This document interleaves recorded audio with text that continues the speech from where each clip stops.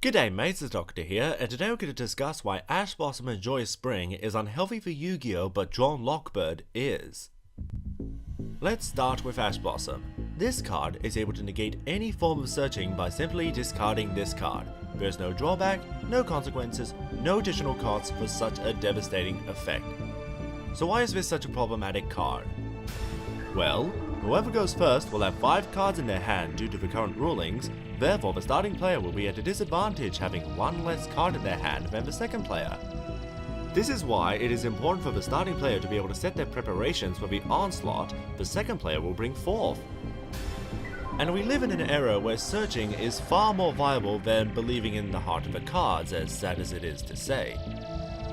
So without that ability to search your deck, that really diminishes your options to protect yourself against the opposing player.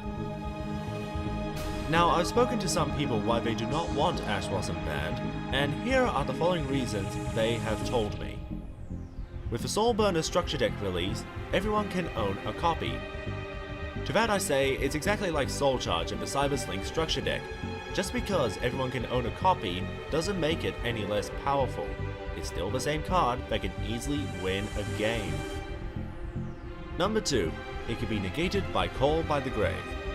To this excuse, it is the equivalent to any banned monster card that can be negated by Effect Failure, Solemn Judgment, Infinity Impermanence, or whatever you want to go with. Doesn't make Blossom any more destructive than what it is.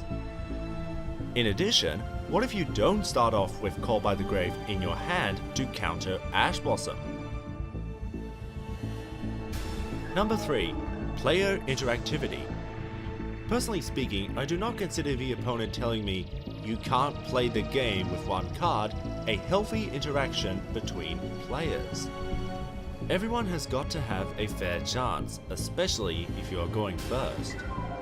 Lastly, some people say it is a necessary evil to combat the meta decks. But this is what the ban list is for. If a deck has too many searches, then that is a problem for the ban list to solve. Which also brings us to Droll Lock Bird. This card can be activated by discarding it when your opponent adds a card from the deck to their hand. For the rest of the turn, neither player can add cards from the deck to their hand. The biggest difference here is Droll Lock Bird allows your opponent to add only 1 card from the deck to their hand. And by preventing them from searching their deck multiple times to the point the second player is unable to make a move, I feel like it is a healthier interaction between players, allowing the opponent to have 1 search, which should be all they need. Before I end this video, I want to speculate how Blossom can ruin the future of Yu-Gi-Oh! And it is a theory on my part. But with this card able to shut down entire decks from 1 search negation, I'm concerned that we'll see future archetypes with possibly 5 different searcher cards and up to 3 copies of each card will only make Yu-Gi-Oh! Worse and unbalanced if we need multiple searches just to bypass Blossom.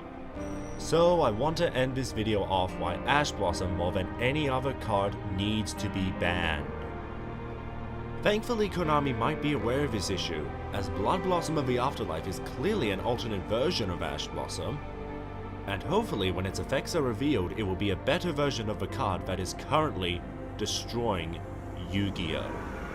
But until then, take care mates.